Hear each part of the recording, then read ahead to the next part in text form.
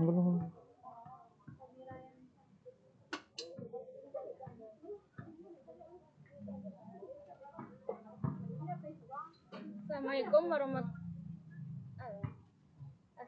warahmatullahi wabarakatuh. Perkenalkan, saya Ayu Andira, BP 2257 2011 1024. Baiklah, hari ini saya akan mempresentasikan tugas PSO tentang sistem operasi Windows 10. Yang pertama yaitu sejarah Windows 10.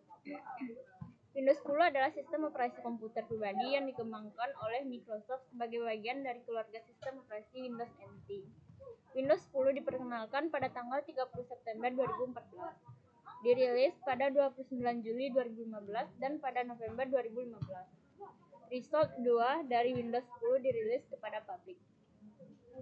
Result secara resmi diperkenalkan selama acara Medi pada tanggal 30 September 2014 dengan nama Windows 10. Mearson disebut bahwa Windows 10 akan menjadi platform yang paling komprehensif yang pernah ada. Microsoft menyediakan tunggal platform yang bersatu untuk komputer meja, laptop, tablet, telepon cerdas, dan perangkat all-in-one. Lanjut, instalasi Windows 10.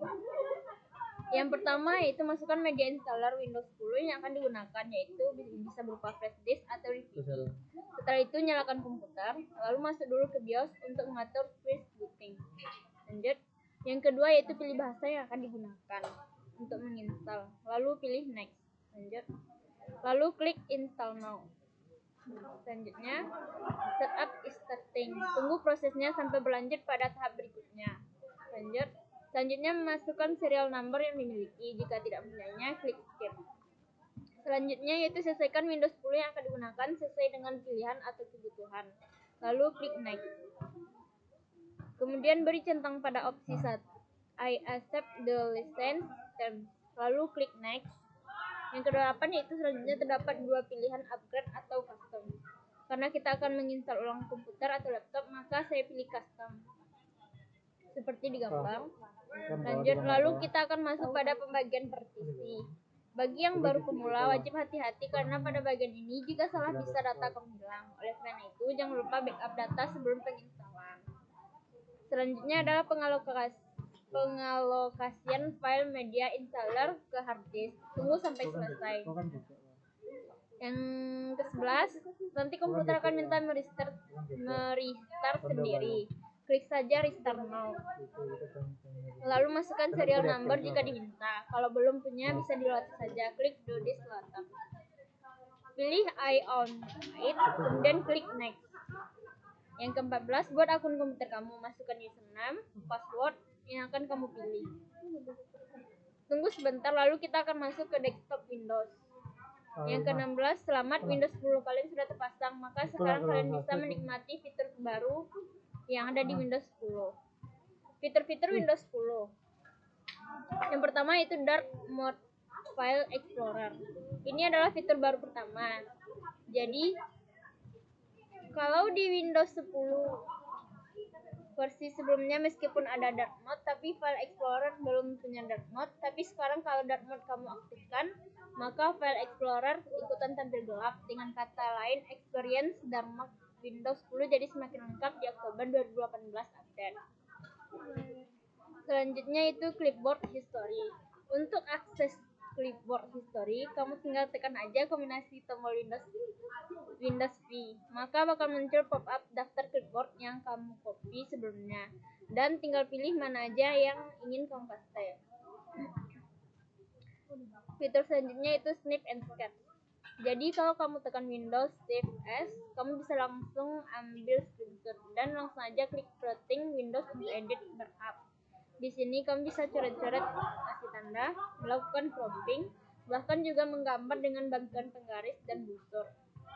Fitur ini paling optimal kalau PC kamu touchscreen. Tapi kalau tidak, kamu masih bisa menggunakan dengan mouse ataupun trackpad. Selanjutnya itu SMS dari PC atau laptop. Dengan aplikasi ini, seharusnya kamu bisa baca dan kirim SMS langsung dari PC, lalu melanjutkan aktivitas browsing dari ponsel ke PC. Bahkan juga melihat 25 foto terbaru yang kamu ambil di ponsel untuk diakses dan digunakan langsung dari PC. Fitur selanjutnya yaitu SwiftKey. Dengan SwiftKey, ini kamu bisa mengetik dengan Swift Typing di Windows. Tetapi untuk teks suggestion dan auto coretnya belum support Indonesia, jadi masih terbatas di bahasa Inggris, Prancis, Jerman, Spanyol, Portugis, dan Rusia. Selanjutnya itu search preview. Jadi kalau kamu cari keyword tertentu, maka preview Bing akan dimunculkan. Begitu juga kita mencari aplikasi terinstall, akan ditampilkan beberapa menu. Dan apabila mencari aplikasi belum terinstall, akan dimunculkan menu install app untuk menginstalnya melalui store. Selanjutnya browser it. Jika diperhatikan, ada beberapa sentuhan baru di desain browser it, seperti adanya shadow yang membuat efek deep tampilnya lebih terasa. Lalu membuka menu setting, sekarang pengaturan dikelompokkan dalam kategori, sehingga sangat memudahkan untuk menemukan setting yang dicari. Dan di setting sekarang kamu bisa atur autoplay media. Pilih allow, artinya autoplay media tetap dijalankan. Jika limit, artinya hanya autoplay media yang di-mute saja yang akan tetap jalan. Dan kalau pilih block, artinya tidak ada autoplay media yang akan dijalankan. Selanjutnya, Notepad update. Notepad sekarang support line breaks dari Linux dan Mac. Jadi file teks dari Linux dan Mac yang dulu amburadul saat dibuka di Notepad karena tidak deteksi line break, sekarang jadi tampil rapi seperti yang seharusnya. Lanjut, power usage di Task Manager. Pada Task Manager sekarang ditambahkan power usage dan power usage trend. Keduanya bisa kamu cek untuk memonitor penggunaan daya. Untuk tahu aplikasi apa saja yang banyak menghabiskan baterai dan bagaimana tren pemakaian daya oleh aplikasi tersebut. Selanjutnya, Windows Security. Salah satu fitur baru yang diaktifkan adalah fitur anti-ransomware, yaitu control folder access. Dengan mudah kamu bisa atur aplikasi apa saja yang bisa punya akses dari folder tersebut. Selanjutnya itu Focus Assistant otomatis. Sebutan untuk fitur Do Not Disturb di Windows akan otomatis aktif saat kamu menggunakan game full screen apapun. Jadi kamu tidak akan terganggu dengan berbagai notifikasi saat main game di Windows 10. Selanjutnya itu kelebihan dan kekurangan. Kelebihan Windows 10. Yang pertama yaitu fitur modern. Microsoft selalu menyentuh konsep yang menarik penggunanya agar produknya selalu bergengsi dan layak saing. Salah satu kelebihan Windows 10 adalah fitur modernnya yang disesuaikan dengan tren masa kini. Selanjutnya, teknologi virtual desktop.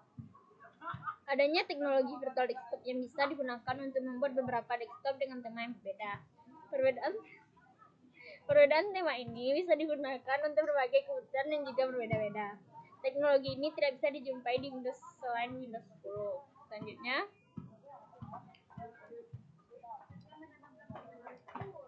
start menu dengan tampilan lebih menarik. Windows 10 melakukan penyempurnaan dari berbagai keluhan pengguna Windows 8. Hal ini berujung pada lebih dinamisnya menu start yang akhirnya jadi salah satu kelebihan Windows 10. Selanjutnya itu kemampuan multitasking. Jika di Windows lain kita harus membuka tutup dan minimize aplikasi atau software berjalan untuk menjalankan sebuah tugas, di Windows 10 kita bisa membuka beberapa aplikasi dan software dalam satu layar tanpa perlu menutup aplikasi sebelumnya, sehingga semuanya aplikasi bisa dipantau dengan optimal. Selanjutnya itu Cortana. Cortana di Windows 10 mampu menjawab pertanyaan lisan pengguna, memberikan pengingat, mengeset alarm, sehingga melakukan update berita yang mungkin pengguna lewatkan. Selanjutnya, Windows Hello. Windows Hello memungkinkan pengguna untuk melatih PC untuk mengenali pemilik perangkat dan mengizinkannya untuk mengakses komputer. Sekilas, fitur ini mirip cara login ke komputer dengan memakai wajah Anda sebagai password. Selanjutnya, diperkaya dengan aplikasi Command. Command atau pemerintah merupakan fitur yang memiliki fungsi luas. Fitur ini sangat bermanfaat sekali bagi para penggunanya. Fungsi utamanya yaitu untuk melakukan interaksi dengan komputer. Selanjutnya yaitu bagian kekurangan Windows 10. Yang pertama yaitu agenda update sempat mengalami kesalahan. Demi menghadirkan sistem operasi yang canggih, Microsoft secara rutin menggulirkan pembaruan untuk Windows 10, sehingga terjadi insiden hilangnya data pengguna yang dikabarkan dialami oleh sekitar 1% dari seluruh pengguna yang memasang sistem operasi ini. Yang kedua yaitu sulit dioperasikan. Banyak pengguna yang hanya seorang anak-anak ataupun orang dewasa yang baru memulai mengoperasikan komputer sehingga dibutuhkan sistem operasi yang sama untuk semua kalangan. Tetapi kekurangan Windows 20 adalah disinyalir sulit dioperasikan karena sistem operasi ini kurang sesuai untuk orang-orang awam.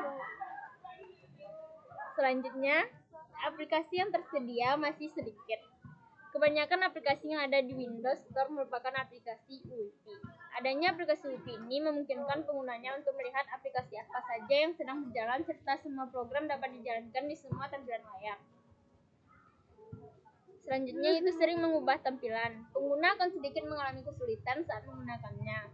Pasalnya, Windows sering mengubah tampilan UI dan UX pada sistem operasi ini, sehingga terkadang pengguna merasa tidak nyaman saat menggunakannya.